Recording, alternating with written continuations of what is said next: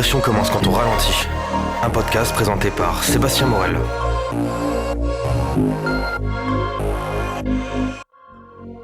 Bienvenue dans Récup Active. En France, de plus en plus de gens se lancent dans les sports d'endurance et d'ultra-endurance, mais c'est souvent mal fait. On court trop longtemps, trop tôt, en pensant qu'il suffit d'additionner les kilomètres. Alors comment bien se lancer ? Quelles sont les zones d'entraînement et quelles adaptations entraînent-elles réellement ? Faut-il faire du renforcement musculaire quand on pratique l'endurance ? Quelle est la place du mental dans tout ça ? Y a-t-il beaucoup de dopage dans ces sports ? Autant de questions auxquelles on va essayer de répondre. Et pour en parler, j'ai la chance de recevoir deux experts du domaine. Noélie Fauchier, cadre de santé infirmière, préparatrice mentale, athlète d'ultra-endurance, et Alexis Baron, médecin anesthésiste réanimateur et ultra-runner. Récup Active, c'est parti. Alors merci déjà à tous les deux d'avoir accepté l'invitation. Rapidement, pour nos éditeurs qui ne vous connaîtraient pas, est-ce que vous pouvez vous présenter en quelques mots et éventuellement expliquer votre rapport au sport d'endurance ? Donc Noélie. Moi, c'est Noélie Fauchier. Alors, je suis cadre de santé infirmière, donc infirmière de formation. Et après, je me suis spécialisée dans tout ce qui est sport, notamment le trail, avec une partie nutrition, une partie prépa mentale. Voilà, et j'essaye de me former au maximum. Ça fait des années que je me forme toutes les années pour pouvoir être de meilleurs conseils possibles, on va dire. Du coup, c'est vrai que j'ai commencé, donc j'étais responsable de la politique de santé sur les Golden Trail Series. Et ça a été une expérience pour moi qui a marqué en fait le début de mon expérience dans le sport. Ça m'a permis en fait de rencontrer les meilleurs athlètes mondiaux au niveau du trail. Et donc moi, j'étais plutôt sur la partie prévention du dopage et des conduites dopantes à ce moment-là. Et après, c'est par la suite que j'ai pu me former dans tout le reste. Okay. On y reviendra sur tout ce qui est dopage, antidopage. Avec et toi, plaisir. du coup, Alexis ? Moi, Alexis, je suis interne d'anesthésia en 11e année de médecine, je crois. Comment ça fait ? Ça commence à faire un peu. Et du coup, ultra trailer, je fais pas mal de trail depuis pas mal de temps. On tourne le week-end de la Saint-Élion et c'était ma première course il y a 7 ans. Voilà, et du coup, après, j'ai continué au fur et à mesure et je me suis intéressé un peu à tous ces domaines et en même temps allié trail, médecine depuis un petit moment. Et voilà. Mais c'était pas trop galère de gérer justement les entraînements ? Si, c'est pendant pas mal de temps, même encore aujourd'hui, médecine prend une place à part entière, même la plus importante, même si on peut voir, en fait, je te rends pas compte sur en dehors des réseaux, dans ta vie de tous les jours, le trail, ça prend peut-être 1 heure ou 2, et puis il y en a 20 autres qui sont pour la médecine et pour dormir, quoi. Mais ça laisse peu de temps. Ça laisse peu de temps. Après, voilà, au fur et à mesure des années, et que je progresse, j'arrive à dégager du temps et surtout du temps d'entraînement. J'en ai, ça c'est vraiment pas un souci, mais ce qui manque si tu veux vraiment performer, c'est du temps de récup. J'en ai pas mal parlé avec quelqu'un que tu connais, Thibaut Barognan. En fait, tu te rends compte que courir et travailler, genre tout le monde sait faire avec un peu d'organisation. Si t'as pas d'enfant, même si t'en as, c'est vraiment de l'organisation. Mais en fait, ton temps de récup, quand tu récupes au travail ou être de garde ou être debout, c'est ça qui est le plus compliqué. Mais je m'en plains pas. C'est une chouette expérience, on continue. T'entends quoi exactement par récupération du coup ? Déjà du temps calme où tu fais rien. Ouais. Genre c'est tout bête, mais tu te mets une séance de 2 heures ultra intense. Ça va être ton temps de récup, donc c'est si tu t'étires plus ou moins à chaud, et du sommeil récupérateur. Une nuit à l'hôpital, en ce moment je suis en réa neuro, toutes les infs et les autres médecins qui sont passés par ce service savent que tu te fais exploser quasiment chaque nuit. Donc c'est voilà quoi, une séance de 2 heures avec une nuit blanche derrière ou une nuit entrecoupée avec des sommeils de 30 minutes et des appels et tout, c'est assez compliqué. Et après moi je suis partisan de plein de choses de récupération, que ce soit la cryo, le massage, le rouleau, tu vois là dans la voiture il y a le rouleau alors que je suis là 24 heures à Annecy, vraiment musculairement récupéré et le sommeil quoi. Ouais, justement vous parlez du sommeil et vous devez avoir tous les deux du coup des horaires assez alternés ou en tout cas vous avez eu. Ouais. Comment vous arrivez à gérer ça ? Parce qu'on sait que le sommeil ça a une part forcément hyper importante dans la récupération, si ce n'est peut-être la plus importante. Comment vous arrivez à gérer un peu ça ? Puis le problème du sommeil, c'est que ça joue sur tout le reste. En fait, Ouais. si tu dors pas, tu récupères pas. Dans tous les cas, t'auras beau faire de la cryo, en fait, du massage, des choses Oui. comme ça. Si tu dors pas, c'est la base. Mais même sans être sportif, en fait, le sommeil, c'est la base. C'est là où tu récupères ta journée, etc. Où tu assimiles aussi, en fait, tout les heures que tu as passées à l'entraînement, c'est ce moment-là sur lesquels tu vas assimiler. Donc, c'est vrai que c'est ultra important. Après, moi, personnellement, là, actuellement, j'ai plus d'horaire décalé. J'ai un poste en journée, donc c'est vrai que j'ai plus d'horaire décalé. Par contre, moi, à l'inverse, ça m'a servi pour l'ultra parce que, en fait, le fait de pas dormir la nuit, d'être décalé, j'ai jamais eu de soucis particuliers sur une Saint-Élion, par exemple, des choses comme ça. Ça ne m'a pas dérangé de partir à 23h30. Au contraire, j'étais ultra fraîche parce qu'en fait, il y avait eu d'autres fois où mon corps, en fait, avait eu l'habitude de ne pas dormir de la nuit. Donc, moi, à l'inverse, ça m'a aidé. Par contre, le jour de la course, c'est vrai qu'aux entraînements, enfin, après, voilà, faut alterner vraiment le rythme et il faut essayer de se trouver. Si tu n'arrives pas à dormir, toi, je pense que des nuits complètes, tu arrives à faire des micro-siestes ou trouver d'autres alternatives peut-être au sommeil. Du coup, je suis d'accord avec toi. Genre, sur les courses, dès que tu rentres dans l'ultra très long, enfin, tout le monde dans un ultra trail est capable de faire une nuit dehors. Enfin, est capable. Tu te vis plus ou moins bien, mais dès que tu sais que tu dépasses les 120 km, du premier au dernier, on va faire une nuit dehors. Ça, c'est quoi qu'il arrive. Et en fait, surtout sur les courses les plus longues, dès que tu arrives à 170, vraiment les 100 miles, à part les tout premiers, tu prends même sur une diag, le 30e, il fait déjà 2 nuits dehors. L'UTMB, dès que tu es au-delà du top 50, tu arrives dans la deuxième nuit. Et là, c'est là où, genre, pas dormir pendant 48 heures, c'est pas que ça me fait rien, mais on va dire que je suis habitué à que la première nuit, ça soit vraiment pas ton quotidien, mais qu'une fois par mois, et les gardes, j'en ai à peu près une par semaine. Il y a vraiment une nuit sans vrai sommeil. Et donc, ça t'aide... en fait, t'es habitué à gérer, même être debout de la nuit, genre avoir qu'une frontale et tout, même au niveau de fatigue des yeux, fatigue mentale, être concentré en dehors du sommeil, mais genre pas te faire une cheville, pas te faire toute cette concentration. Donc ça, c'est sûr que ça t'aide. Ouais, donc au final, c'est un point positif. Alors oui et non, parce que jours, tu vois, pour le coup, cette année, j'ai fait la TDS, je me suis rendu compte que vraiment au 130e, c'était pas une fatigue musculaire, je pouvais encore courir, mais une fatigue mentale d'épuisement général de ton année et de mon été global, parce qu'en fait, ça te crève.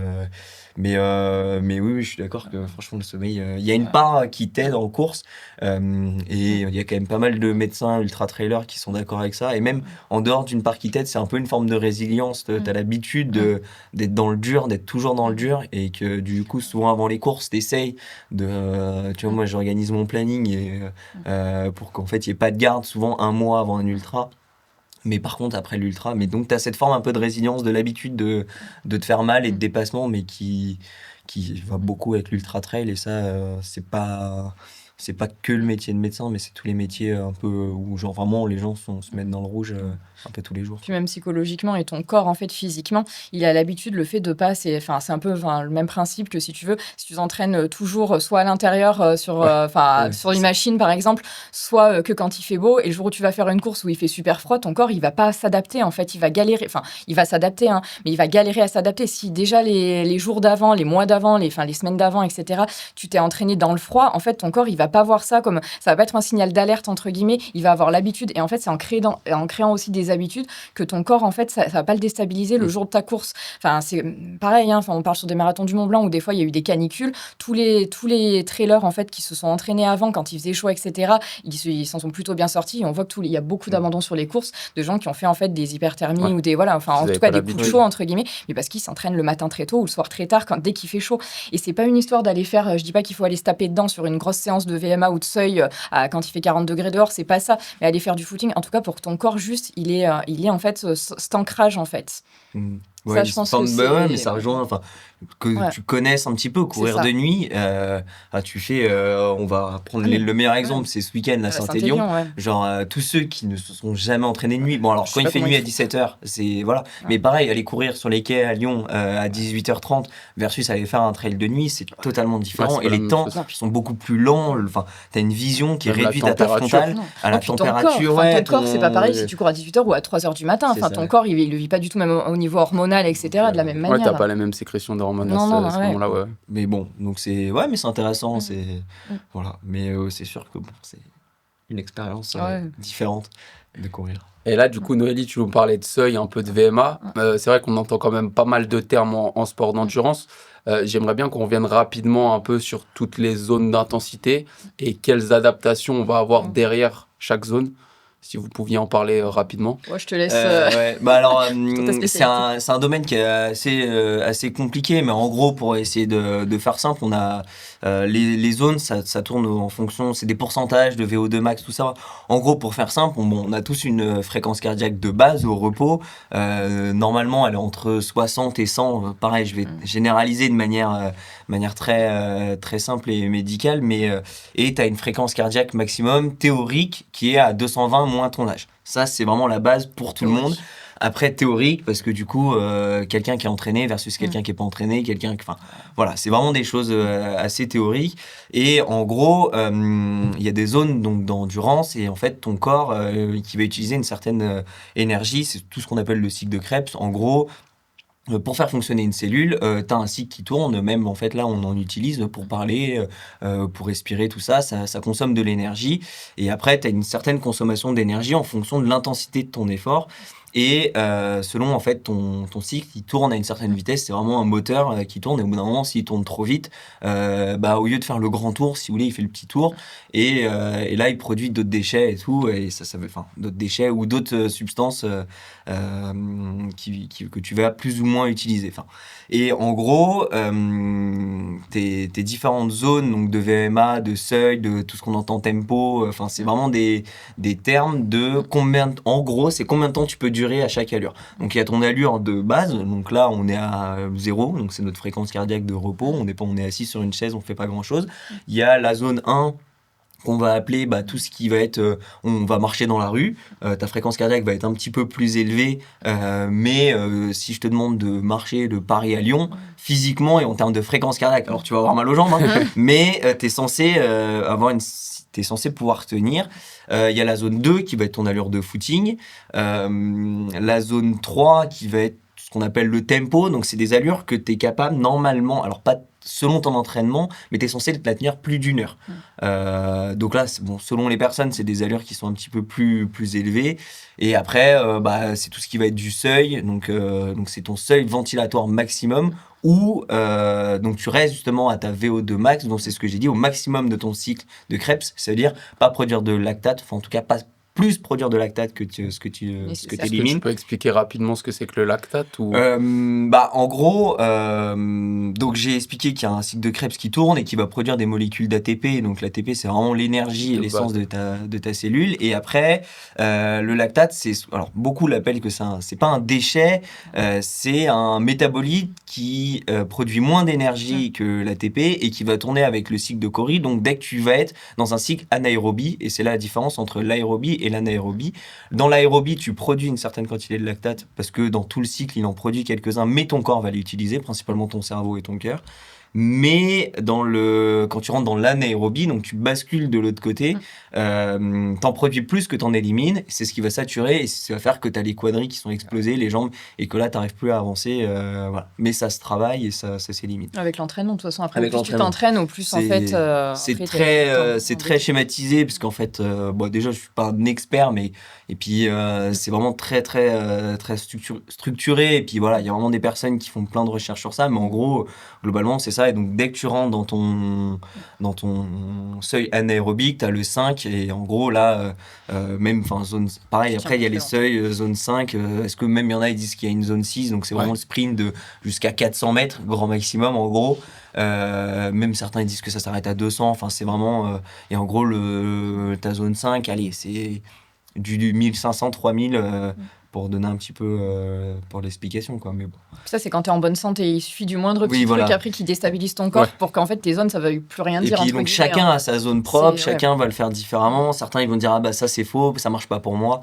Bon, globalement c'est adaptable à chaque personne, va avoir ses zones de fréquence cardiaque, va avoir ses allures sur ça. Faut faire plusieurs tests, soit c'est des tests de VMA. Donc en fait le VMA c'est vitesse maximum à l'aérobique, ou on peut faire des tests sur des tapis de VO2 max. Donc c'est un débit, souvent on entend une valeur de millilitres par minute d'O2, c'est... Bon, là tu rentres dans des trucs qui... Et justement, pour des sportifs amateurs, même un peu plus avancés, est-ce que vous pensez qu'avoir justement cette VO2 max, ce VMA, c'est important ou on peut s'en sortir sans ? Personnellement, je pense qu'on peut s'en sortir sans. Ouais, moi je pense qu'on peut s'en sortir sans aussi. C'est vraiment... tu rentres dans l'ultra-performance après. C'est intéressant de savoir, pour quelqu'un qui va s'entraîner avec un coach et qui va te donner des séances, mais qui va être à des tranches de fréquence cardiaque de 10 près. Mais t'arrives, en fait, t'as besoin d'avoir une zone globale. Si tu veux t'entraîner pour progresser, t'as besoin d'avoir des zones globales pour savoir. Mais c'est pas savoir pour progresser, c'est surtout pour pas se blesser et connaître tes allures de récupération. Tu vois. Je trouve que c'est là où c'est le plus intéressant pour quelqu'un qui veut juste progresser, qui va courir 3-4 fois par semaine sans aller viser vraiment de l'ultra-performance. Et après, ça veut dire que c'est ce qu'on parlait avant le début du podcast, ça veut dire que tu cours comme ça sur ta montre, mais c'est-à-dire qu'en course, à l'entraînement, limite, il te faudrait un écran devant toi pour... Voilà. Après, on est un petit peu dans la période post-UTMB ou post-full data, full information. Faire attention de ne pas tomber, je pense, dans le trop d'informations aussi. Et continuer vraiment à s'entraîner à la sensation, en fait. C'est hyper important. Mais même pour les sportifs, les élites, pour le coup, la sensation, c'est hyper important parce que, comme je te disais tout à l'heure, je pense que tu as forcément des moments là où tu es moins bien, etc. Et tes sensations vont beaucoup plus te parler que ta fréquence cardiaque ou des choses comme ça. Et donc, même, dans l'endurance data, là, ce qui est vraiment on parle du trail et le nouvel outil de data qui est sorti. Joseph, il le dit lui-même, que c'est vraiment une utilisation élitiste du trail. Élitiste, et qui est vraiment en mode... c'est gagnants femmes et hommes de l'UTMB qui l'ont. Déjà, ça a un coût, et en dehors de ce coût, c'est vraiment... c'est courir avec des données, c'est une méthode. T'adhères pas, ça c'est un choix personnel, mais tu peux avoir certaines zones, aller faire des tests en labo ou à l'hôpital, ça peut être bien, mais c'est à part pour ton information personnelle. Bon, moi je pense qu'un test de VMA suffit pour avoir des allures et surtout un nombre de kilomètres-heure où tu sais que clairement tu pourras pas tenir 30 km ou même pour tes allures 10K. Mais dans le trail, je différencie des coureurs sur route où tu cours sur route, dès que tu as fini ton marathon, l'objectif du marathon d'après, c'est de descendre ton temps. Pareil, en semi, c'est que du chrono. Là, ça peut être des informations parce que tu cours à une allure et du premier au dernier, tu bouges pas. Franchement, trail, chaque course est différente. Chaque année, sur le même parcours, tout est différent. L'intérêt... Personnellement, je trouve que c'est limité pour une utilisation du quotidien. Après, pour moi, ce qui va être important, c'est plutôt c'est pas sur le moment, au moment où tu cours, c'est plutôt dans ce que tu vas en faire après, en fait. Parce que par contre, ça peut te servir, mais comme tu analyses ton plan de nutrition, tu analyses ton plan de course, etc., tu peux analyser aussi tes données. Ce qu'il faut surtout pas, pour moi, et ce que j'ai observé, c'est que ça vienne te stresser, en fait, te dire, ah putain, là, je suis bien, mais je suis trop en fréquence cardiaque, faut que je ralentisse. En fait, en trail, de toute façon, on sait que les variations, comme tu disais, sur la route, c'est pas du tout pareil. Sur la route, tu as une allure globalement, qui est la même du 1er au 42e kilomètre quand tu fais du marathon. Semi pareil, 10 km pareil. En fait, c'est surtout en trail, tu as beaucoup plus de stratégie dans ta course. Ça va pas être filaire tout le long de la course. Et puis, en fonction du nombre d'heures aussi que tu passes, tu vas pas avoir la même stratégie si tu pars sur un trail de 5 heures ou sur un trail de 30 heures. Et pareil, sur une même course, tu vas pas avoir la même stratégie si tu es élite, que tu veux la faire en 20 heures, ou si tu es monsieur, madame, tout le monde, que tu veux la faire en 40 heures. Ça n'a rien à voir. Les stratégies ne sont pas du tout les mêmes. Selon les pans, selon si le terrain il est technique, et puis voilà. Je trouve qu'on a cette chance dans le trail que tout le monde parte sur la même course, que tu vois, ça reste encore un sport, même s'il se professionnalise, très populaire. Tu vois, il y a aucun sport dans le monde où tu as vraiment les meilleurs mondiaux qui sont sur la même ligne de départ que toi et moi, et ça c'est quand même assez cool. Et une nouvelle fois, ça dépend ce que tu veux en faire. Franchement, je critique pas du tout. Tu vois, moi, j'ai une envie personnelle de progresser et de performer. C'est pour ça que j'ai pris un coach. Et franchement, tu vois, toutes mes zones, c'est lui qui gère en fonction. Et parfois, selon les jours, entre les fréquences cardiaques qu'il me donne pour courir, et voilà. Mais tu vois, on n'a pas fait de test de VO2 max en labo. Franchement, je teste pas mes lactates et tout à la fin. On court à la fréquence cardiaque, mais les fréquences cardiaques sont vachement à ma sensation. Et parfois, je suis plus rapide à des fréquences en dessous. Et parfois, mais tu vois, selon la fatigue, tu vois, moi, un truc bête, moi, personnellement, la zone 2, j'y arrive pas. La zone 2, même si je suis en footing à 8 km/h, je suis en zone 3. Je passe de la 1 à la 3 très régulièrement. Mais en fait, mon corps est habitué comme ça. Oui, et du coup, en fait, je le vis bien, hein, ça me change rien. Mais c'est vrai que chacun est vraiment différent. Ouais, la place du ressenti est pour moi hyper intéressante, surtout pendant l'entraînement. Et moi, c'est ce que je fais en général, c'est je définis un peu les zones d'entraînement. Je donne des zones d'entraînement avec des ressentis et des RPE à respecter pendant la course. Et après, je leur ai demandé du coup d'avoir leurs data et moi, je les analyse après la course. Et puis, tu vois, tu dis, c'est toi qui analyses, t'es un coach. En fait, le problème des gens, c'est que maintenant, ils veulent tout s'auto-analyser. Alors, puis avec le développement de l'intelligence artificielle, etc., ChatGPT, typiquement, parce que j'ai testé personnellement pour voir ce que ça me donnait, mais en fait, ça te fait une analyse qui est pas du tout... Alors oui, sur le principe, c'est assez... comment dirais-je, je dirais pas pertinent, mais c'est assez détaillé, c'est assez logique, mais en fait, c'est pas du tout personnalisé. Et ça, c'est que ton coach, en fait, qui va pouvoir savoir, ou quelqu'un qui est dans le milieu, qui va connaître. Si tu veux, toi, tu peux pas t'auto-analyser, c'est trop compliqué. Si tu connais rien, tu vas avoir des... Enfin, tu vois, tu parlais de pourcentage de fréquence cardiaque, de choses comme ça. En fait, ça, si tu veux, c'est pour monsieur, madame, tout le monde. C'est comme sur une analyse biologique. Une analyse biologique, moi, je parle de ce que je connais plus que du coup les zones de fréquence cardiaque. Sur une analyse biologique, tu as des seuils qui sont des seuils officiels et tu es obligé de mettre des zones en fait. Mais on sait que sur un sportif, on va pas du tout avoir les mêmes attentes que sur quelqu'un quelqu'un de lambda qui fait pas de sport à haut niveau. Et encore plus sur les sportifs lambda et sur les sportifs de haut niveau. On va avoir des attentes, le taux d'hémoglobine par exemple, on va avoir des attentes complètement différentes sur un sportif de haut niveau que sur monsieur, madame, tout le monde ou quelqu'un qui va faire 3 heures de footing dans la semaine. Mais ce que tu parlais de l'intensité, tu vois, par exemple, moi je sais que, je me suis habitué à courir aux fréquences cardiaques parce que je sais qu'au bout d'un certain nombre d'heures de course sur du très long, je ne tiens plus. Mais tu vois, en gros, mon coach, un des trucs utiles, il sait que ça marche avec moi, c'est l'échelle de 1 à 10. De 1 à 3, tu sais que c'est ton footing de récup. De 3 à 6, tu es censé être en tempo. 6, 7, 8, grand max, c'est ton seuil. Et 9, 10, c'est vraiment quand on fait de l'anaérobie, des séances de côte où tu t'exploses les jambes. Et globalement, si tu cales ça ressemble à tes fréquences cardiaques, tu vois. Mais il y a pas mal d'études dessus, là-dessus. Voilà, tu vois. Et du coup, en fait, toutes les montres te le disent. Tu vois, c'est la zone bleue, la zone verte, la zone orange, la zone rouge. La zone très, très rouge. Non, mais tu vois, et en gros, on peut professionnaliser, on peut donner des fréquences cardiaques fixes. Déjà, ce sera différent pour tout le monde. Parce que quelqu'un qui a, tu vois, il y a plein de... Le trail, c'est quand même un sport qui est récent dans la nouvelle approche, même si ça fait des années que ça existe. Et tu regardes, avant, c'était pas professionnalisé comme ça, mais tout le monde s'entraînait déjà il y a des années. Et je trouve que, tu vois, les ressentis, ça fonctionne très bien. Ouais.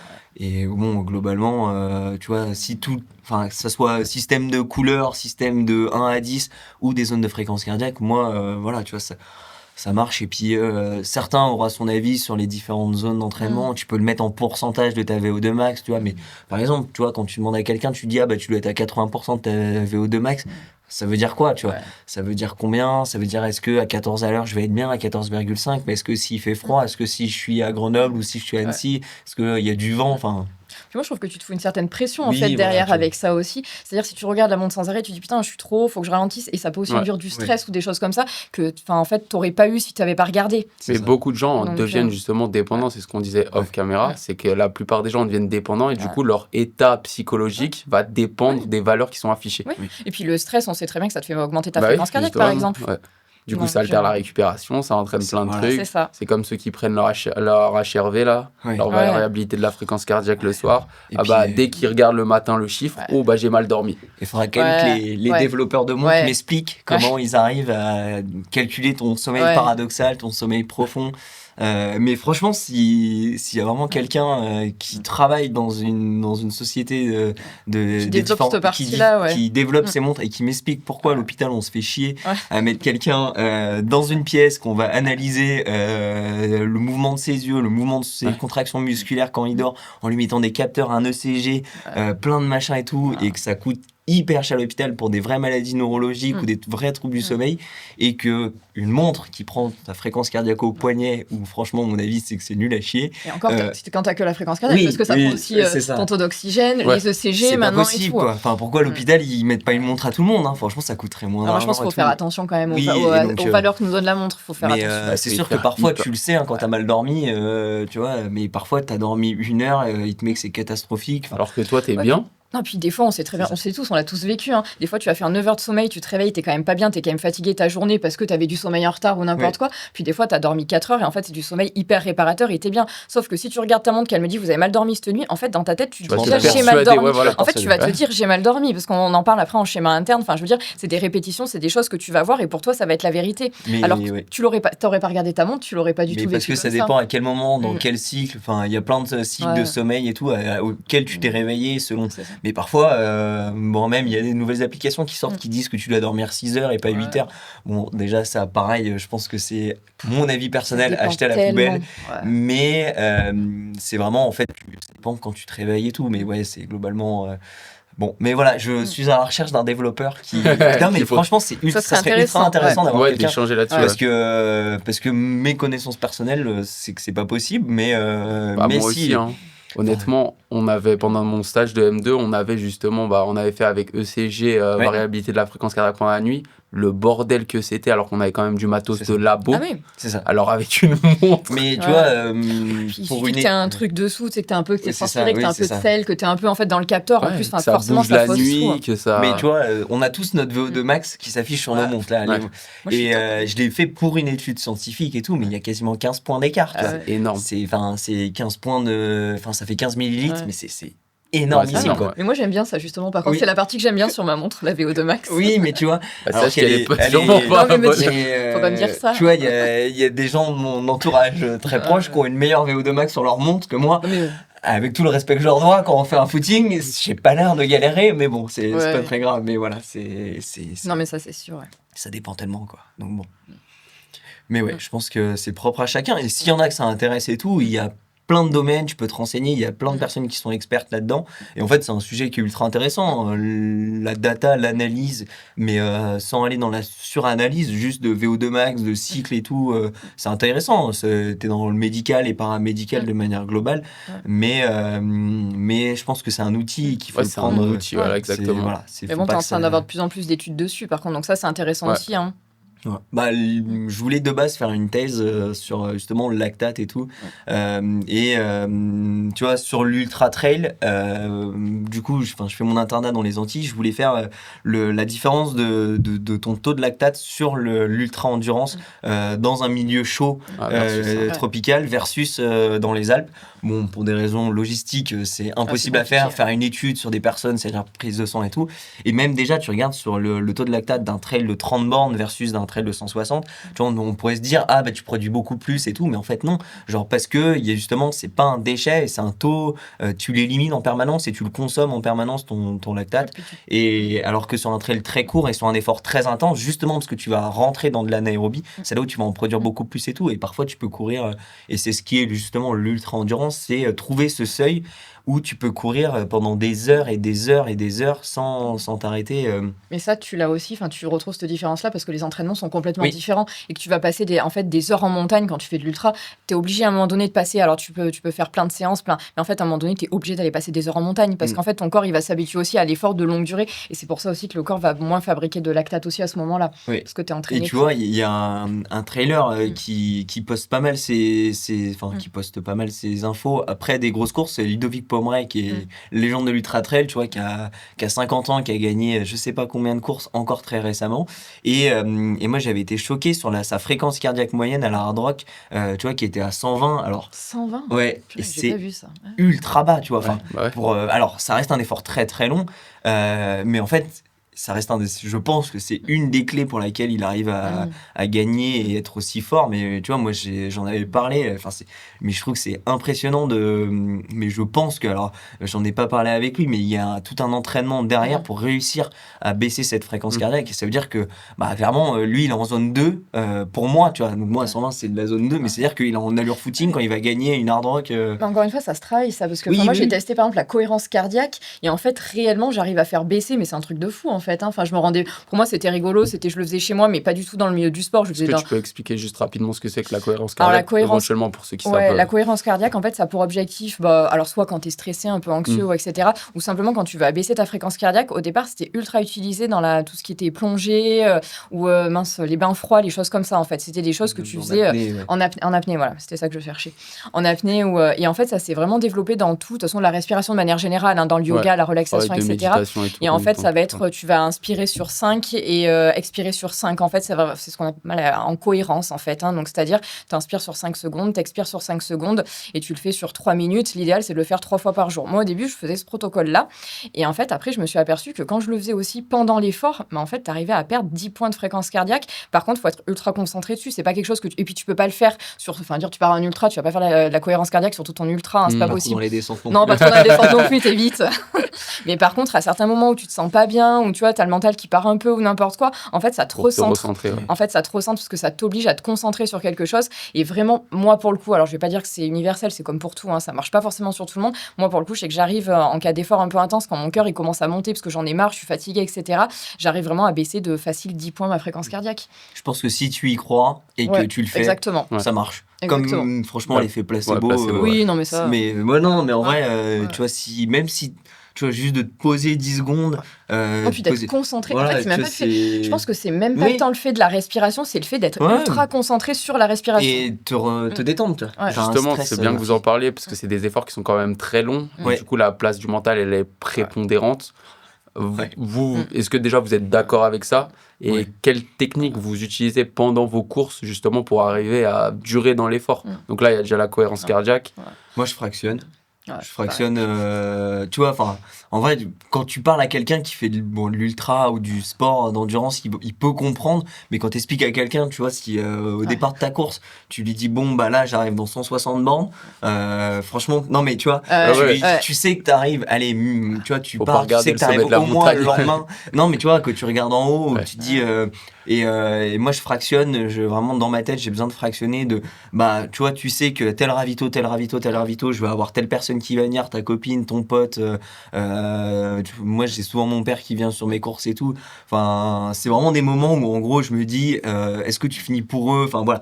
Bon, mais je fractionne de tel ravito, tu sais que tu la revois là, ou dans 10 bornes, tu sais que tu recharges, tu croises telle personne. Là, tu sais que tu fais 3 km de montée. Je sais qu'il y a des personnes, quand ils sont carbonés sur les fins de course et que c'est assez plat, ou qu'ils peuvent courir, ils disent bah, je cours 4 minutes, je marche 1 minute. Ou parfois, c'est même l'inverse, je marche 4 minutes, je cours 1 minute, mais fractionné, quoi. Franchement, moi, je pense que c'est le meilleur truc. Et le mental. Psychologiquement, c'est trop dur. Quand tu dis je pars pour 160 bornes. Alors, moi, j'ai fait la plus grosse bêtise de ma vie sur mon premier long, c'était la Saint-Élion, le 80 bornes. Et j'ai fait la plus grosse bêtise de ma vie, c'est qu'à un moment donné, j'étais en voiture et j'ai compté ce que ça faisait 80 km. Je pense que c'est la plus grosse bêtise de ma vie. Je me suis dit, waouh, mais comment c'est possible de courir? Mais vraiment, et encore maintenant, je me le dis, quand je suis sur l'autoroute ou quoi, je me dis, mais comment c'est possible de faire ces distances-là en courant? Et alors, fractionner, moi, je fais pas comme toi pour le coup, tu vois, je fractionne pas en ravito, moi, c'est les 10 bornes. Dans ma tête, moi, j'ai besoin d'être réglée, j'aime bien les règles, j'aime bien. Moi, en fait, je découpe ma course tous les 10 km. Et c'est vrai que dans ma tête, je me dis, allez, il me reste 10 bornes, tu vois, il me reste 8 bornes, il me reste sur mes 10 bornes. Et en fait, ça met. Parce que moi, perso, des fois, les ravitaux, ils sont longs, hein. Des fois, quand t'as 25 km, moi, c'est trop, tu vois. Mais après. Oui, mais. En fait, cette notion de te dire de découper en distance. Et tu vois, dès que t'arrives là, tu te dis bon bah là j'ai fait ça, tu regardes et tu te dis bon, et en vrai pareil, enfin c'est surtout au départ ça va parce que t'es motivé, mais tu vois il y a et je trouve ça fait beaucoup le yo-yo en ultra, t'as toujours des gros moments down et ça tout le monde le sait. Et comment vous les gérez justement les moments de down? En vrai tu sais que ça va passer. En vrai ça non mais ça va revenir. Alors, ça c'est vrai. Ouais, ça c'est vrai, mais t'as quand même aussi des petites techniques quand même pour après alors t'as pas une technique, tu vois là déjà on fonctionne différemment nous sur notre découpe de course. En fait, il y a pas une technique qui est bonne et quand tu parles avec les élites, tu t'en rends encore plus compte, c'est qu'en fait t'as autant de techniques que de personnes différentes. Il faut que chacun trouve en fait ses propres sources de motivation. Je n'importe quoi, mais tes enfants qui viennent te voir à l'arrivée, tu vois. Moi c'est le genre de truc, je savais que sur la maxi qu'il y avait mes filles à l'arrivée, putain, j'en glissais qu'un truc à la fin, c'était de finir et de voir mes filles. Et en fait, t'as ça, après tu sais que ça va passer, oui, ça je suis d'accord. Dans tous les cas, quand t'es pas bien, puis on a tous, moi je connais personne qui à un moment donné s'est pas dit putain, mais qu'est-ce que je fous là, pourquoi je fais ça? Bon, après, à contrario, on s'inscrit tous. Qu'est-ce que j'ai fait? Ah non, mais par contre, qu'est-ce qu'on fait quand on a fini une course? Généralement, on cherche la prochaine. C'est ça. Mais oui, mais tu vois, ça passe quoi. Alors c'est horrible, hein, t'as des idées noires, t'as envie d'arrêter, tu sais pas pourquoi tu fais ça. Ça peut. Ça peut. Hein. Okay. Il y a des moments. Après, tu vois, il y a des courses qui se passent parfaitement. C'est quand même rare, mais ça arrive. Mais quand tu rentres dans le très très long vraiment pour une grande partie des gens, et ça peut être long, mais en fait, souvent plus ton moment down il est dur, plus après le moment up, il est bien. Il est bien, et là tu voles et t'as cette sensation, tes endorphines, et là t'es en mode, c'est le meilleur moment de ta vie, et tu sais pourquoi tu fais ça. Et après, ça peut redescendre. Et puis parfois, les périodes elles peuvent être hyper longues. Parfois, c'est tout le début de course. Sans parler que ce soit long forcément en temps, mais toi ça te paraît super long quand t'es pas bien. Et t'as beau être faire de la prépa mentale en amont, etc. Alors je dis pas qu'il faut pas en faire en amont, c'est important. Enfin, il y a pas mal de trucs, tu peux trouver des petites techniques, il faut t'entraîner avant pour pareil le jour de ta course pouvoir les utiliser, parce qu'en fait généralement t'es déjà carbo. Si jamais, tu vas pas dire au moment où t'es carbo, tu vas pas dire qu'est-ce que je peux faire pour que ça aille mieux. Enfin, tu vois, il faut que déjà en fait t'aies l'habitude. On parlait des habitudes. Enfin, mais c'est comme tout. Le mental, ça se travaille aussi, hein, comme le physique. Mais c'est vrai que c'est vraiment avoir des petites techniques, et chacun, on a tous il y en a, ils ont la motive. Faut être honnête aussi, hein, t'as des élites, leur motivation ça va être de gagner la course ou d'être devant, et ça c'est pas, je veux dire, c'est aussi humain de vouloir faire un bon classement, un bon temps, etc. T'en as, ça va être ça, t'en as d'autres, ça va être pas du tout ça, ça va être de voir tes enfants au prochain ravito, ça va être si t'as ton conjoint qui arrive, des choses comme ça en fait.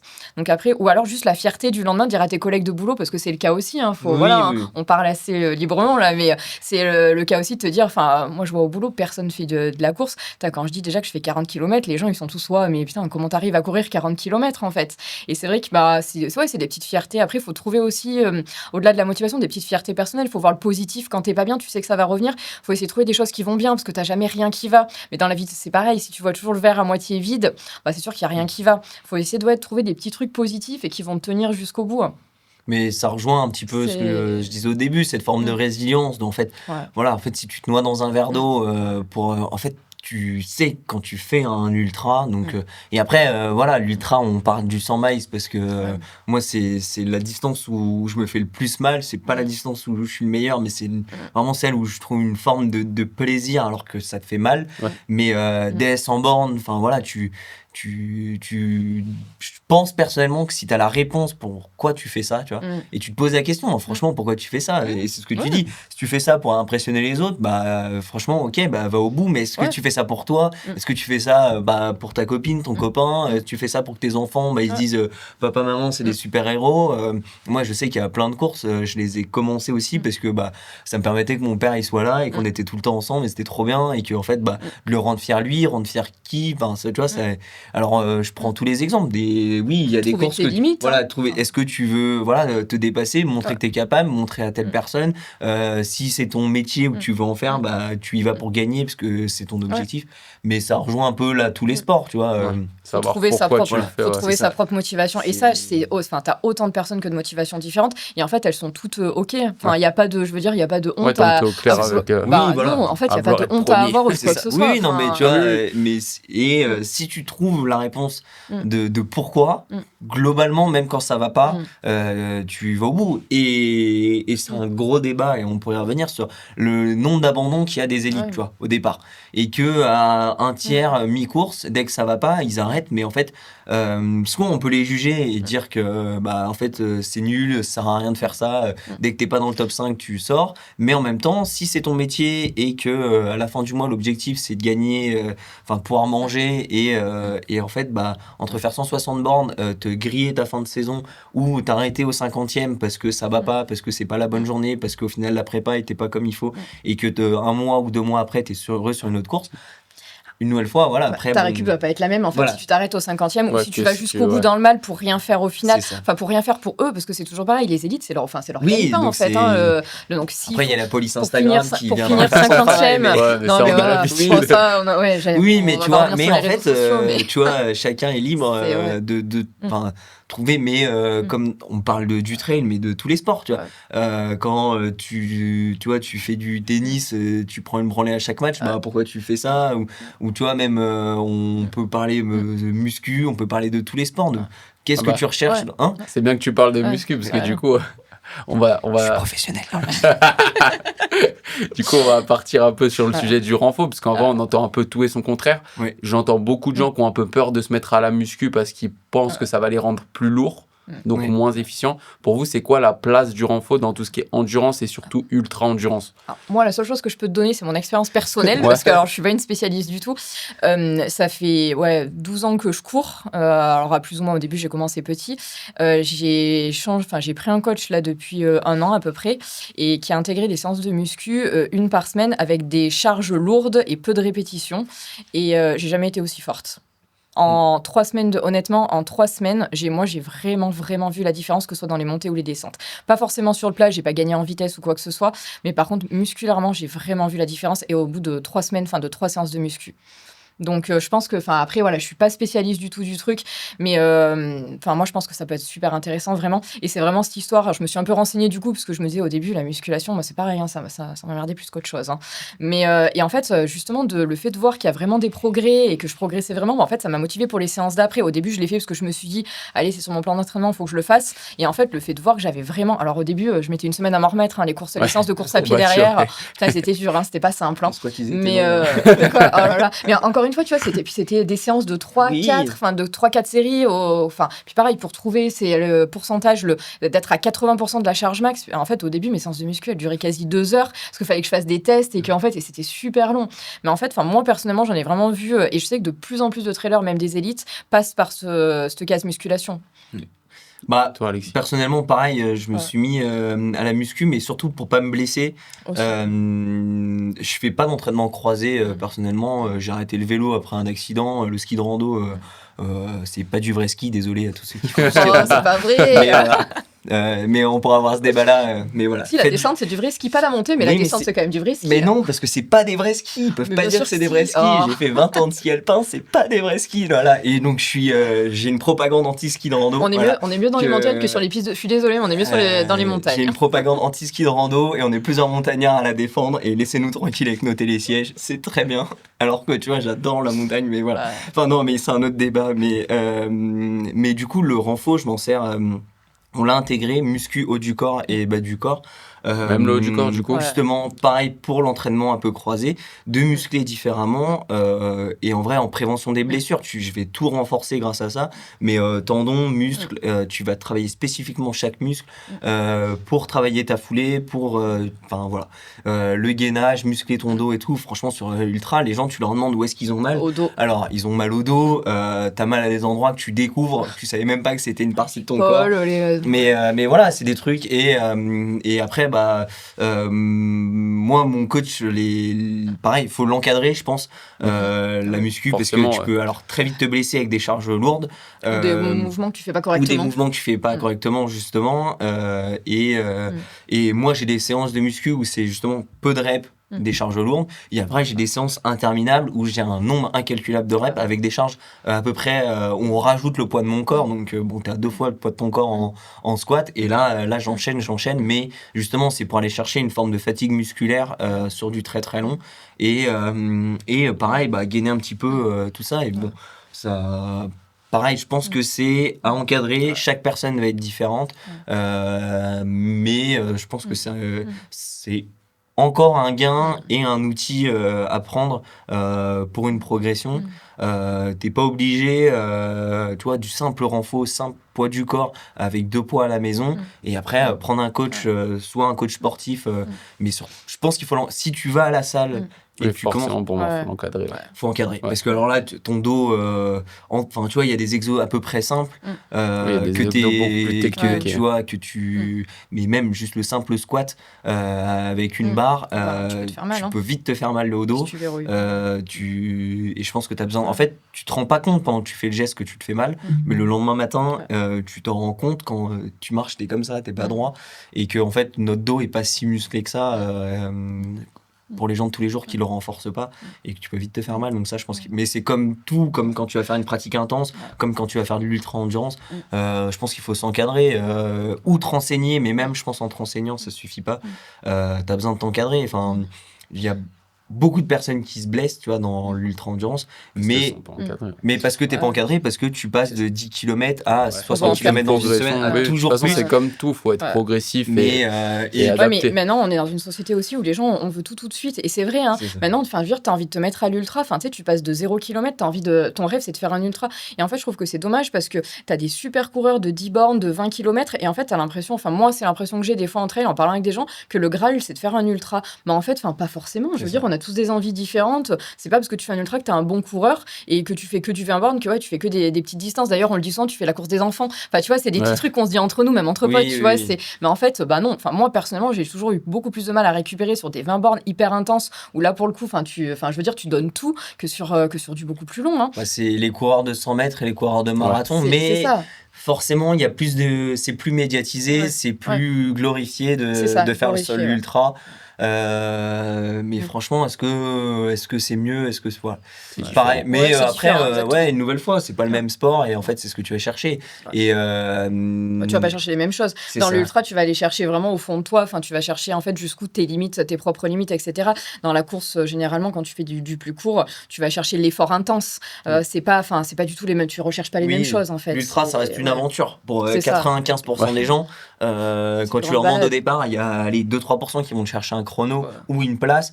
C'est une grande balade. Hein. Mais oui, non, mais 95% des gens, hein, attention. c'est aller chercher.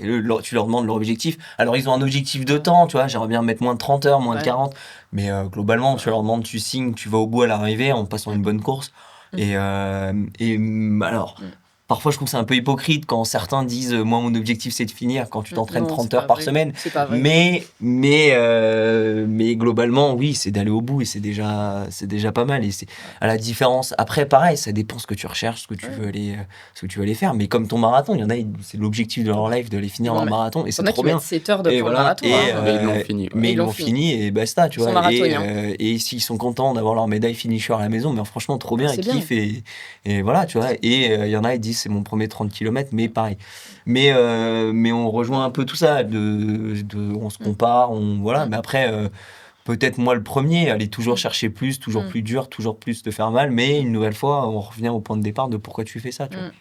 Si tu le fais pour ton petit kudo sur Strava, mais pour tes potes ou pour Insta ou tu vois. C'est ça. Mais mais on pourrait, je pense, débattre pendant des heures sur ça, mais en même temps, c'est un peu la société et tu vois, je crie pas dessus parce que je pense qu'on y est tous dedans et en même temps.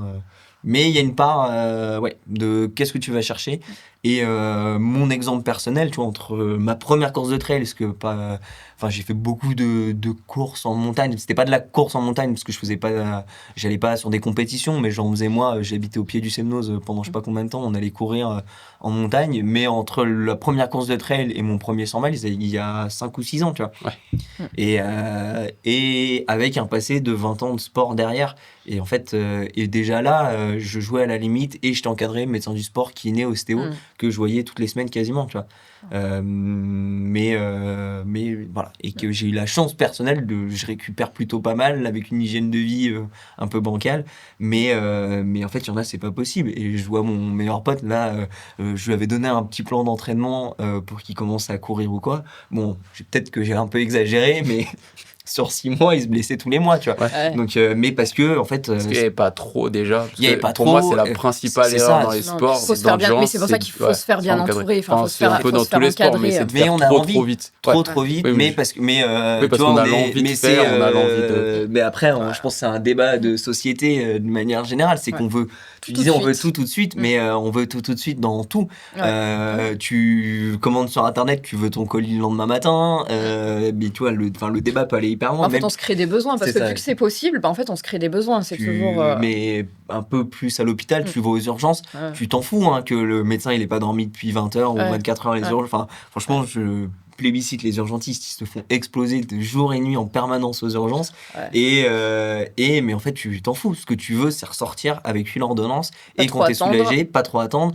Enfin, t'attends 15 € aux urgences, mais en fait, c'est la réalité. Mais en fait, encore plus, je trouve, depuis le Covid, où on a été confinés et on a eu tout de suite par Internet, par machin, et en fait, tu veux tout de suite. Mais je suis le premier. Conforté un peu dans les des trucs qui étaient renforcés. Enfin, tu vois, maintenant, sur nos téléphones, mais on peut aller hyper loin dans le débat. Genre, la connexion, t'as la 4G, t'es énervé parce que t'as pas la 5G. Tu vois. Avant, quand on avait l'ordinateur fixe, qu'il fallait couper le téléphone. En fait, tu dis ça à nos grands-parents, les musiques et tout, genre, nos grands-parents, fallait regarder, tu vois, aller regarder un film. Là, on a tout de suite. Mais, et encore la génération d'en dessous et tout. Mais pareil, une nouvelle fois, soit t'évolues avec ton temps, soit et il y en a qui sont hyper forts dedans, pareil dans la com, dans les réseaux et tout, soit tu restes bloqué dans les années 2000 et voilà. Mais bon, ça c'est encore un autre débat. Et il y a un sujet que j'aurais bien aimé aborder aussi, puisque c'est un sujet que tu connais pas mal, c'est le dopage, et la place du dopage. Est-ce que déjà ce sont des sports où on retrouve beaucoup de dopage? Bah oui. Vas-y, on en a un petit peu parlé en off, mais là je pense que là il va y avoir un débat. Là. Oui, on pourrait en parler pendant tellement d'heures en fait du dopage et au-delà du dopage des conduites dopantes. Après le trail, donc c'est un sport un peu nouveau entre guillemets qui émerge petit à petit, etc. Donc après c'est ça aussi qu'il faut voir, c'est que pour l'instant on dit toujours il y a pas de contrôle, il y a pas de contrôle. Faut savoir qu'en France, donc c'est les chiffres AFLD que j'ai regardé hier soir juste pour être bien sûr de Agence moi. française de lutte contre le dopage. Pardon, merci. Je fais les sous-titres. Voilà, merci. Et en France, le trail est le 13e sport le plus contrôlé actuellement. Okay. Donc voilà, ça veut dire qu'il y a quand même des contrôles, même s'il n'y en a pas autant. En fait, les gens, ils disent toujours, il n'y a pas de contrôle en trail. C'est pas vrai qu'il n'y a pas de contrôle en trail. Il y en a des contrôles. C'est sûr que par contre, on contrôle beaucoup les élites et un peu moins la masse de coureurs. Après, il y a quand même aussi, au-delà des contrôles, de l'agence antidopage, en fait, des contrôles, on va dire, officiels, il y a quand même eu des politiques de santé qui ont émergé, notamment, moi j'ai travaillé, donc je connais un petit peu sur les Golden Trail Series ou sur l'UTMB à des moments, justement, qui étaient aussi dans l'objectif de promouvoir, en fait, alors au-delà de la lutte antidopage, mais les conduites dopantes. Parce que, alors à la différence, en gros, je vais essayer de vous faire la différence entre les deux. Tout ce qui est dopage, en fait, c'est le fait de prendre, comment dirais-je, de prendre soit volontairement ou non volontairement, ça peut être le cas aussi, une substance qui est interdite. On a une liste de substances interdites, c'est comme ça. Donc ça va être vraiment le dopage. Et les conduites dopantes, en fait, c'est tout ce qu'on va faire pour flirter avec la légalité et avec l'éthique à certains moments aussi. Et tu auras un exemple? La prise d'anti-inflammatoire, on va prendre, c'est ce qu'on parle le plus dans le trail. C'est souvent ça, là où tu as beaucoup de coureurs qui prennent des anti-inflammatoires avec un risque pour leur santé, notamment dans l'ultra, en termes de dégradation. Risque, au niveau rénal, en fait, si tu veux, les anti-inflammatoires sont, je vais essayer de faire simple, sont dégradés par les reins. Et les reins sont déjà sursollicités en ultra à cause de la déshydratation. Tu as beau boire 1 litre toutes les heures, etc., tu es déshydraté dans tous les cas. Donc, ça, faut pas. Les gens, des fois, ils disent oui, mais je bois bien. Non, même si tu bois bien, dans l'ultra, tu es déshydraté à un moment donné, forcément. Donc, tu as quand même un risque pour la santé que les gens ne savent pas forcément d'ailleurs. Et en fait, là, tu vas flirter. Les anti-inflammatoires ne sont pas interdits officiellement, donc c'est-à-dire que tu ne te dopes pas si tu prends des anti-inflammatoires. Par contre, en fait, tu vas venir masquer. Si tu prends des anti-inflammatoires, c'est pour. Alors, en ultra, généralement, pour venir masquer des douleurs. Alors, c'est très souvent des douleurs chevilles, genoux. Enfin, moi, de ce que j'entends, c'est souvent des petites douleurs là. Mais en fait, tu vas venir masquer les douleurs. Et si, en fait, c'est toujours la question que tu te poses, est-ce que je finirai ma course si je ne prends pas ça, est-ce que je vais finir ma course ou pas? Dans 90% des cas, c'est ah non, je le prends, sinon je peux pas finir. Et en fait, ça, c'est une conduite dopante déjà. Parce que là, tu te dis, ça veut dire que j'ai besoin, en fait, de venir prendre quelque chose. J'ai besoin de ça pour finir ma course. Si ton corps, à un moment donné, il dit non, en fait, il dit non, c'est qu'il a besoin de s'arrêter. Je veux dire, on a tous vécu. Moi, personnellement, j'ai vécu aussi des abandons. Et alors, une fois, au bout du 10e kilomètre, donc ça fout les boules. Quand tu pars sur, je me suis tordu. T'as payé 400 € je me suis tordu. J'ai payé 400 € de ça. Mais quand tu pars, moi, 10 bandes, je me suis tordu la cheville. Et en fait, à un moment donné, peut-être que j'aurais pu prendre un anti-inflammatoire et continuer la course. Sauf que mon corps, il me disait stop. J'avais trop mal. J'arrivais même plus à courir dans la descente. J'ai arrêté. Et oui, ça fout les boules. C'est ce que tu veux. On parle de l'UTMB ou des grosses courses comme ça, où c'est, alors de une, t'as le prix du dossard que tu payes, t'as la logistique que tu mets en place, parce qu'au-delà du dossard, t'as la logistique, ça te coûte de l'argent, faut être honnête, ça te coûte de l'argent, là, en termes de logistique, et puis t'as les heures de sacrifice d'entraînement. Moi, c'est ce que, personnellement, je le vis mal, quand je prends pas le départ d'une course, en fait, je le vis mal, parce que souvent, je me dis, putain, tout ça pour ça, je me suis préparée et tout, et je comprends tout à fait que ce soit éventuellement embêtant, frustrant, mais après, c'est vrai que ton corps et ta santé, pour moi, il n'y a rien qui remplace ça. On n'est pas, personnellement, je suis pas athlète de haut niveau, je joue pas ma vie sur les courses. Et il y a des choses, les gens ne savent pas, je pense vraiment. Et c'était ce système d'information, en fait. On informait aussi les gens des risques. Et il y en avait ils ont plein. pas ce recul. Mais notamment à l'UTMB où on faisait. Alors moi, sur les Golden, c'était plutôt le top 10 élite. Donc eux, puis ils étaient ultra suivis. Je faisais toutes les courses. Donc c'est vrai qu'ils étaient ultra suivis. Ils me connaissaient. Ils connaissaient les risques, etc. Mais sur l'UTMB, on avait cette partie élite et cette partie aussi grand public. Et en fait, dans le grand public, il y en a plein qui disent mais pourquoi je peux pas prendre d'anti-inflammatoire en course? Qu'est-ce que ça fait? En fait, là, tu te poses la question, tu dis qu'il n'y a aucune éducation.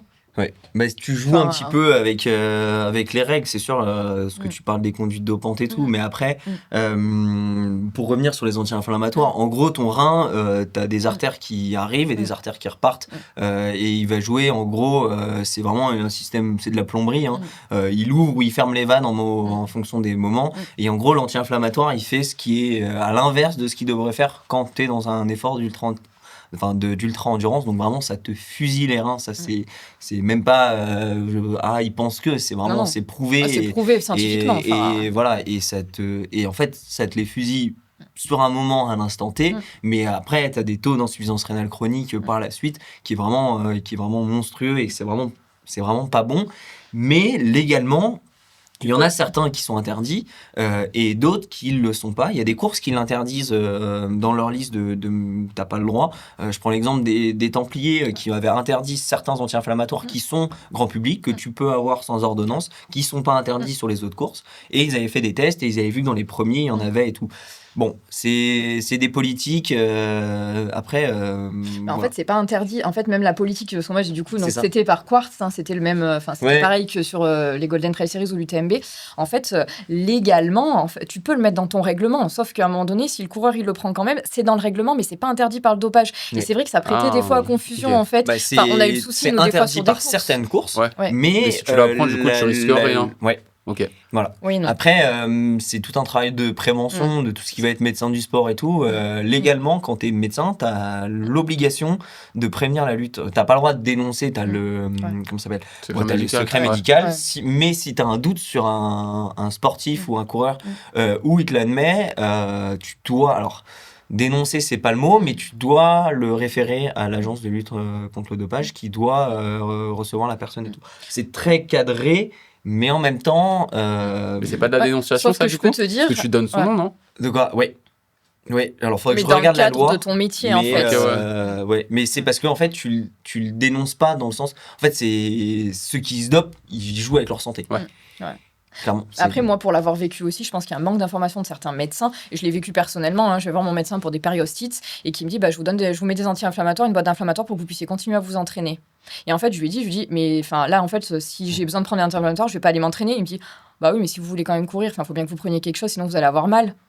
Et en fait, je me suis dit, il y a un problème d'information. Et je pense que notamment chez des gens qui sont pas... Enfin, moi, j'étais au courant, en fait, donc je le sais. Mais sur des gens qui savent pas, bien sûr qu'ils vont les prendre. Et pour eux, en fait, ils vont même pas faire lien avec l'histoire du rein. C'est ça. Enfin, pour eux, c'est pas forcément... Et notamment chez les jeunes. Enfin, chez les jeunes, dans les clubs d'athlé, notamment, ou je prends l'exemple de l'athlé, mais dans les clubs en général, tu prends du foot, des choses comme ça, je pense que c'est pareil.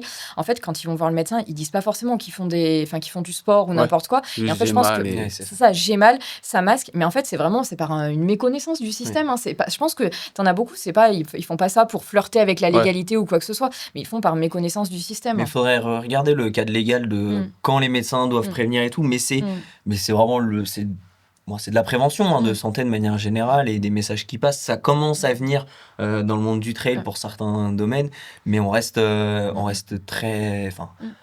encore très en arrière, avec un temps de retard sur ça. On parle des anti-inflammatoires, mais des conduites dopantes. Après, c'est ce qu'on disait, voilà, c'est le débat, il peut aller jusqu'à la caféine. Après, ça va être les plaques carbone. Mais en fait, il y a des règles de taux, tu vois, ça peut être la ventoline. À partir de combien de bouffées on considère que c'est de l'asthme. Si tu as une prescription médicale avec les AUT. C'est dans le cycliste, tu regardes, ils sont tous quasiment sous autorisation temporaire d'utilisation. Donc, c'est un produit qui est considéré comme dopant. Mais si c'est dans un traitement médical, tu as le droit. Là, on prend la ventodine parce que c'est celui qui a le plus d'effets, c'est des bronchodilatateurs. Parfait, tu gagnes un petit peu au niveau souffle. Bon, après, il y en a plein. Et en dehors des conduites dopantes, après, tu as le vrai dopage. Mais il y a une forme, c'est ce qu'on débattait tout à l'heure. En gros, le dopage, tu trouves que ce que tu cherches.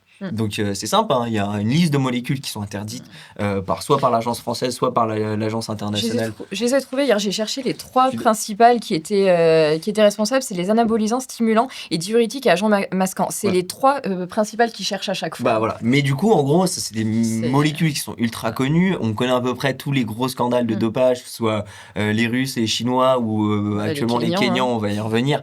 Mais en gros, suffit d'être encadré par un labo, des médecins et tout. Et c'est alors là, on parle dans des échelles beaucoup plus grandes. Mais en fait, tu te fais souvent, c'est ce qu'on disait, tu te fais attraper par la lutte contre le dopage 10-15 ans plus tard, parce qu'en fait la molécule, le temps que la lutte contre le dopage, ils agissent, ils mettent des molécules dès qu'ils détectent que c'est un produit dopant, mais en fait dès que la molécule elle devient interdite, t'en trouves une nouvelle, et en fait au fur et à mesure, à chaque fois, t'en trouves on a 10 ans, et globalement on dit qu'on a 10 ans de retard en fait à chaque fois. Et ils auront toujours 10 ans de retard, et tu auras toujours des médecins, et en fait ça apporte tellement d'argent, parce que bon, le trail pour le moment, même s'il y a de plus en plus d'argent, là on parle de ce sport-là, mais il y a des sports où c'est des millions et des millions de dollars qui sont brassés par an, c'est sûr que là, tout le système antidopage, quand on voit que la Russie, c'était le pays entier qui était toute la fédération de général de toute la et de tous les sports en Russie, mais voilà, une partie politique, pour tout ce qui est historique et politique. Je pense qu'il y a pas juste... c'est pas que le pays, c'est qu'après t'as toute c'est de la politique et c'est là où pareil on fait la guerre aux pays qu'on aime un peu moins dans le dopage, tu vois. Enfin, on va pas se mentir, en ce moment dans le trail il y a une chasse aux Kenyans qui est monstrueuse, et quand tu vois les messages sur les réseaux sociaux, franchement on est plus proche du racisme que de la lutte contre l'antidopage. Mais c'est ce que je disais, j'ai plus le nom de la Kenyane qui est tombée après Sierzinal. Pas cette année, l'année d'avant, mais même cette année là, en août, je crois qu'elle est pas tombée. Si, parce que c'est cette année, il y a la Kenyane qui est tombée tombée là Ah oui, il y en a, pour oui. des injections. C'est celle qui a gagné l'OCC et Sierzinal. Oui, En gros, elle avait des corticoïdes dans son genou qui sont autorisés pour l'entraînement, mais à des taux anormalement élevés pour les compétitions. J'ai plus exactement l'histoire, mais c'est sûr qu'elle est tombée cette année. Non, mais Et c'est Maud Matisse, du coup, à la Sierzinal, qui est, et je suis désolé pour elle, mais qui est passée 3e. Mais il faut quand même rappeler qu'elle est tombée pour dopage dans le ski alpiniste, qu'elle n'a plus le droit de faire de compétition dans le ski alpiniste. Et les Suisses, hypocrites comme ils sont, ils ont dit c'est trop bien et tout, la Kenyane ça dégage, ils ont rien à faire dans le trail. Donc déjà la phrase ils ont rien à faire dans le trail, franchement je trouve que c'est un peu limite. Et en mode Maud Matisse c'est une championne, elle fait 3e à Sierzinal et tout. Mais en fait elle est tombée, les Norvégiens ils tombent aussi. Là, c'est amplifié par les réseaux sociaux, puis on entend tout et n'importe quoi sur les réseaux sociaux. Il faut faire hyper attention parce qu'il y a des choses. Mais tu vois, ça reste et c'est mis en avant par certaines courses. Il faut arrêter aussi, tu vois. Donc, mais il y a quand même un esprit global que tu prends. On ne veut pas de Kenyans dans le trail parce que c'était encore un sport où ils n'étaient pas présents dans la course à pied. Alors ils font peur. Et voilà, ils font peur pour gagner. Mais franchement, tu vois, et alors évidemment, c'est amplifié par les réseaux sociaux, mais c'est quand même un avis. Ça fait chier les gens, ça fait chier beaucoup d'Européens, que ça soit des gens qui soient meilleurs. Qui soit plus fort. Dès qu'ils bâchent sur des marathons du monde, parce qu'il n'y en a pas encore sur l'ultra, il y a tout un rapport poids-puissance et de gestion et d'infrastructure, mais je pense que ça va venir. Il y en a de plus en plus. Course en montagne, ils gagnent tout. Sur des courses 20 à 40 km, tu regardes, ils commencent à vraiment être devant. Et en fait, ils sont trop forts. Et en fait, ils ont bien raison. Mais on leur fait la guerre. Et oui, il y en a beaucoup qui sont dopés, mais après... Après, il y a aussi, moi pour la vécu de l'intérieur justement au niveau des Golden où on voyait en fait la partie management, etc. Je pense que l'encadrement au niveau du Kenya, en fait, le gros souci qu'ils ont, c'est l'encadrement. T'as beaucoup de gens, alors c'est pas une histoire, c'est pas du tout une critique ce que je vais dire, mais c'est des gens, ils ont pas forcément les tenants et les aboutissants pour faire les bons choix aussi. Ils vont chez le médecin il leur dit tu prends ça, ils vont le prendre, ils vont pas se poser de questions. Mais vraiment, parce qu'en plus à chaque fois ils se font prendre pour des trucs. Je veux dire, il y aurait beaucoup d'argent en jeu derrière, il y aurait beaucoup de trucs, ils se feraient pas prendre. Oui, non mais c'est malheureux à dire, mais ils se feraient pas prendre. Tu vois, dans le système de marathon, j'avais discuté avec Julien, celui qui tient le centre Renix au Kenya d'entraînement francophone. Et en gros, on en avait parlé, c'était pendant une période où il y en avait plusieurs qui étaient tombés après des marathons. Et en gros, il m'expliquait que globalement, c'est des managers véreux, plus ou moins européens, beaucoup qui viennent d'Italie, certains qui viennent de France, qui prennent une liste de Kenyans de 20-30 personnes qui sont plus ou moins bons, qui valent entre 2,5 et 2,15 au marathon, donc qui gagnent la plupart des marathons, à part les 5 majors, mais quand même des gros marathons en Chine ou un peu partout dans le monde, où tu as quand même des 20-30 000 $ de primes pour la victoire.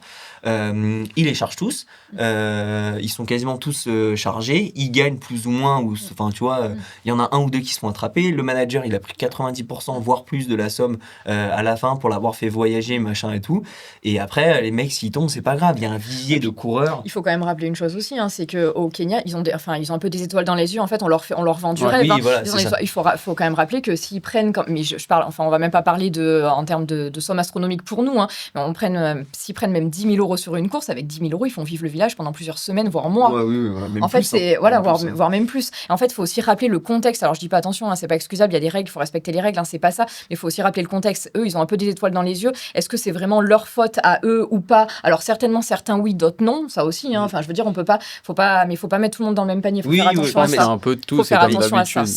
C'est comme, mais tu vois, ça reste en ce moment, on veut. Alors que tu vois, quand le Norvégien, qui est tombé, mais je crois bien que là il est revenu pour les championnats du monde où là il y a eu les championnats du monde, je crois qu'il fait 3 alors qu'il est tombé pendant la CCC. Faudrait regarder la liste, mais il y a je sais plus si c'est chez les filles ou chez les hommes, qui fait top 2 ou top 3 aux mondiaux et qui revenait de dopage. Je crois que c'est chez les filles, j'ai plus son nom, mais et ça arrive souvent en soi. Et du coup, d'un point de vue médical, physiologique, doper un jour, doper toujours. Doper un jour, doper tout. Ah ouais. Moi, je sais pas. Moi, honnêtement, j'ai un avis un peu plus mitigé là-dessus. Je pense que tu as des choses dans la vie qui te font prendre conscience de certaines choses aussi, et que peut-être que tu peux vraiment changer. Il y a des gens qui changent vraiment après des gros accidents, des choses comme ça. Je pense que certains, ça peut les impacter. Après, ce qu'on disait aussi avant, c'est que la problématique de ça, si tu dis aller dans 5 ans, des suspensions, c'est que, comme on disait tout à l'heure, en fait, tu as une mémoire du dopage et que ton corps, en fait, à partir du moment là où tu as été dopé à un moment donné, même 5 ans, 10 ans, 15 ans après, tu peux continuer à avoir certains bénéfices. Ouais. Et ça me pose plus de problème par contre. Après, voilà. Mais oui, moi, ça, c'est même pas pour... mais c'est juste recontinuer à aller courir, faudrait qu'on retrouve qui, mais c'est sûr que là cette année c'est déjà arrivé dans le sprint, c'est déjà arrivé oui, Sinner, mais voilà, et donc t'es en mode franchement t'es tombé, hein, t'as joué, t'as perdu. Ou alors ils font tous les nouveaux jeux aux États-Unis. Je me souviens plus, moi j'appelle ça les Hunger Games parce que ça me fait rigoler. Ouais, mais voilà, ils font les mais globalement tu regardes, c'est déjà les athlètes qui sont déjà tombés pour dopage qui y vont, hein, c'est pas des gens qui vont se doper exprès pour y aller, hein, ça on est d'accord, hein. Mais ouais, non, je trouve que c'est... Ouais. Mais après, c'est pareil, c'est ta politique de qu'est-ce que tu es prêt à accepter. Et on ferme un peu les yeux sur ce qu'on veut et on met en lumière et on appuie là où on... Mais bon, moi, je pense que tu as une grosse question éthique et l'éthique, en fait, éthique et politique. Mais le problème de, enfin, moi, je vais parler surtout au niveau éthique. Pour moi, le problème, c'est qu'en fait, tous les points de vue peuvent se valoir. En fait, tu peux entendre beaucoup de choses, d'avoir des points de vue différents qui sont pas forcément ni bien ni pas bien. Sauf qu'à un moment donné, il faut trancher quand même, en fait, parce que l'éthique, c'est bien, mais on peut pas faire des comités éthiques, typiquement, à chaque situation de dopage. Il y en a trop. C'est pas possible. Et puis, tout le monde va avoir... ça reste, tu vois, après, un avis personnel sur chacun de est-ce que tu es prêt à accepter ça? Est-ce que tu es prêt à accepter ça? Demain, tu me dis, je suis désolée, hein, tu me dis, je me suis dopée pour gagner une course parce que mes enfants n'avaient pas à manger. En fait, au niveau éthique, non mais. Ouais, c'est ça. Mais en même temps, c'est un sujet quand même hyper complexe. Mais oui, non, mais et puis il y a une part d'avis personnel. Tu vois, il y a le côté médical. Après, il y a ton avis perso, il y a ton avis sportif, il y a ton avis politique, culturel. Enfin, et tu vois, on peut avoir le même avis ou pas. Et après, chacun a son avis. Moi, j'ai le mien, peut-être qu'il a arrêté, peut-être qu'il voilà. Mais je trouve je trouve qu'il y a, voilà, dans le trail, il y a quand même... c'est sûr qu'il y en a plein qui sont chargés. Mais même, un peu comme dans beaucoup de sports, je pense, beaucoup de haut niveau. Mais est-ce que tu es prêt à accepter? Mais quand tu vois que certains... personnellement, et quand tu vois que certains, ils arrivent à enchaîner ultra sur ultra sur ultra... Il y a des questions qui se posent. Après, il y en a, ils sont trop forts, ils y arrivent. Et mais trop bien. C'est combien? Enfin, des Kylian Jornet, t'en as combien dans le trail? Mais voilà, il y en a qui arrivent et tant mieux. Et d'autres, ils te font poser des questions sur leur forme musculaire. Mais après, t'es... Dans le vélo, hein. Sans parler du trail, dans le vélo, ça fait quand même débat. Hein, Pogacar, je suis désolée, ça fait quand même débat. Et t'entends de tout et n'importe quoi. Après, qu'est-ce qui est vrai, pas vrai? En attendant, pas vu, pas pris. Ça, malheureusement, en fait, c'est quand même le problème actuellement. C'est qu'il se fait contrôler plus. Enfin, je veux dire, ça fait partie des athlètes, je pense, hein, les plus contrôlés. Et à côté de ça, tout est négatif. Donc, je veux dire, c'est que des suppositions. Et dans ce cas-là, il y a toujours le bénéfice du doute. Et après, c'est ça. C'est qu'après, à chaque performance, chaque année, les mecs qui gagnent l'UTMB, tu vas dire, est-ce qu'il est dopé? Le deuxième, est-ce qu'il est dopé? Puis, lui, je l'aime pas trop. Je pense qu'il est dopé. Et puis, non, mais ça part vite sur les réseaux sociaux. Ça part. Ça aussi, c'est que ça part vite, en fait. Ça enflamme un peu. C'est Bernard Vermissol, qui s'était fait. Tout le monde avait balancé sur les réseaux et tout. Il y avait eu même des inscriptions au sol et tout. Ça avait été loin. À la TDS, quand tu sors de Beaufort, t'as des passages sur la route. En gros, tu coupes un chemin, tu coupes des S, une route en S où tu passes 3-4 fois. Et donc, j'avais fait, c'était écrit baignade égale dopage et tout. Et voilà, après, chacun se fera son avis sur cette personne. Il s'est défendu sur les réseaux.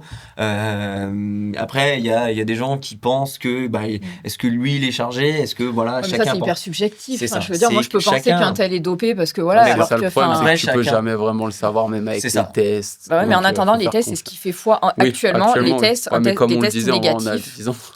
Oui, voilà. Oui, mais en attendant, il faut bien quand même un outil de contrôle. Mais après, t'as la justice de la rue. Maintenant, non, mais aujourd'hui, c'est des réseaux. Maintenant, c'est des réseaux, tu vois. Mais bon, chacun sur chaque personne, tout le monde aura un avis différent. Après, plus ou moins fondé, il y a quand même des choses parfois où tu peux, c'est quand même à se questionner. Et voilà, après, bon. Chacun se fera son avis personnel. Moi, j'ai mon avis perso sur les Kenyans là, où parfois on va leur faire la guerre, mais tu vois, je pense que c'est plus sur des raisons culturelles et politiques, mais qu'on peut aller chercher pas très loin en Europe et même chez nous en France et en Haute-Savoie et à Annecy. Tu vois, on peut vraiment recentrer et que vraiment sur des courses, tu te dis quoi là, il y a des soucis et qu'en fait, il y en a, ils se font attraper parce qu'ils sont plus ou moins encadrés, mais que je pense qu'ils sont pas dupes sur certaines choses. Encore une fois, l'objectif, quand tu te dopes, au sens large, peu importe la substance, quand tu te dopes au sens large pour finir 120e de la course de quartier, mais alors t'as des gros risques pour ta santé, tu mets en jeu ta santé, pourquoi? Ça dépend ce que tu vas chercher et tout, hein, mais bon, il y en a, c'est sûr, hein, ça te questionne, hein, franchement, tu le vois, moi je vois la pharmacie à l'hôpital, parfois tu te dis, putain, mais en vrai, ça ne se verrait pas, et tu te dis, tu gagnes un peu, mais en fait, après, ça dépend pourquoi tu le fais, et ce que tu vas chercher, et tu vois, et de la conduite dopante. Parce que là, on parle de ceux qui se font contrôler, c'est quand même des molécules. Enfin, avant de pas se faire attraper, on parle pas de monsieur tout le monde, hein, on parle vraiment de structure. Parce que tu vois quand même qu'il y en a, ils tombent. Dans le trail, c'est pas encore si bien encadré, t'as pas des millions d'euros, même si ça commence à arriver. Dans le vélo, c'est le cas. Tu vois, on prend l'exemple de Pogacar, mais après, on parle, si on revient au trail, des conduites dopantes. La ventoline, les anti-inflammatoires, la caféine. À quel moment la caféine, c'est autorisé? Bah, franchement, c'est autorisé. T'as des gels caféinés. Enfin, oui, c'est autorisé. Bon, bah, ok. Et t'as un vrai, pour le coup. Alors, moi, je l'ai testé pareil. Hein, je l'ai testé moi-même. J'ai arrêté le café pendant 3 semaines avant une course de nuit parce que j'étais un peu fatiguée et j'ai repris. Donc, c'est sur protocole. Hein, et j'ai repris le jour de la course et je peux te dire que ça a un effet bien sûr stimulant. Mais du coup, après, c'est comme tout. Du coup, tu cours pieds nus. Enfin, du coup, tu mets pas de plaques carbone. Les plaques carbone, il y en a certaines qui sont autorisées. Mais tu peux toujours aller plus loin. Franchement, tout le monde met le même t-shirt. Tu mets des semelles pour ton confort dans tes chaussures. Et du coup, tu peux aller très très loin. Bon, j'exagère et je vais exprès plus loin pour qu'on se rende compte. En fait, jusqu'à où tu considères que c'est une conduite dopante? Pourquoi lui, il a tel short et moi j'ai tel short? C'est génétique. Voilà, c'est ça. C'est ta vitamine C du matin. Et on peut aller apprendre. Après, c'est les temps hypoxiques. Tu vois. Mais en fait, les temps hypoxiques, ça reproduit. Du coup, en gros, tu étais dans une chambre qui reproduit les effets de l'altitude. Qui reproduit les effets de l'altitude. Mais est-ce que tu considères donc tu as les effets de l'altitude, mais en fait celui tu dis lui il a pris une tente, c'est légal, franchement c'est le jeu, il a le droit et voilà. Mais après parce que du coup ça veut dire que tu blâmes celui qui vit en altitude, tu dis tout le monde doit vivre à zéro. Enfin tu vois, c'est sûr que tu peux aller hyper loin et la guerre après c'est une guerre commerciale des chaussures, mais tu vois le confort, en ultra tous ceux qui ont fait des quand t'as mal aux pieds, franchement ça tue ta course quand t'as mal aux pieds. Et sur route on voit les nouvelles plaques carbone et tout, c'est sûr que ça fait gagner du temps, mais si tout le monde a les mêmes au final, est-ce que tu vois, et on peut toujours aller plus loin où est-ce qu'il y a la limite? Chacun a aussi son avis après sur certains trucs. Chacun tu vois, entre elles, il y a des marques qui vont faire aucune plaque carbone et ils vont se dire que ça sert à rien, que ça te fait perdre, machin et tout. D'autres, ils vont te dire c'est full plaque carbone, ça marche, c'est la révolution. Je pense que sur la route, ça a fait sa preuve. Sur le trail, selon les marques, ils y reviennent. T'en as qui avaient des plaques carbone et qui arrêtent. Du coup, mais c'est, tu vois, c'est pour des études et c'est beaucoup de commercial et de com et de durabilité de chaussures. Mais après, pareil, tu vois, franchement, c'est une part business, mais il y a, voilà. Après tu y crois pas, c'est comme tout, hein, mais du coup, dans le côté pratique dopante ou le dopage, c'est où est-ce que toi tu mets ta limite et après c'est ta conscience perso sur ça, quoi. C'est souvent ça. Bon, on va rapidement, on va arriver sur la fin de l'épisode là. On a un petit peu débordé. Non, un tout petit peu, ça va. Mais c'était hyper intéressant, donc forcément. Puis on pourrait en parler pendant des heures. Après, moi, typiquement, le dopage, c'est qu'on pourrait y passer 3 heures. Hein. C'est ça le truc. On n'a pas trop tapé sur la table, ça va? On en refera. Si jamais on veut vous retrouver sur les réseaux sociaux, est-ce que pour suivre un peu vos exploits, est-ce que vous auriez des Instagram à nous donner ou... Moi, Insta et Strava, voilà. J'adore la randonnée aussi sur Strava. Non, oui, sur Instagram. De toute façon, on les mettra dans la description. Voilà, Alexis Baron. Tu tapes, je crois que c'est Baron 2.0. Voilà. Moi, pareil, je suis surtout sur Insta, Facebook. Moi, Strava, je l'ai, mais que en privé pour le coup. Je le partage avec personne parce que c'est que pour moi. Moi, c'est l'ego, je cours que pour l'ego. Alors, moi, pas du tout. Non, je rigole. Moi, c'est Noélie FC sur Insta. De toute façon, on les mettra dans la description. Merci encore à tous les deux. Merci à toi. Et si cet épisode vous a plu, n'hésitez pas à le partager, à liker et à vous abonner. C'est ça qui nous aide à faire connaître Récup Active. À très bientôt pour un prochain épisode.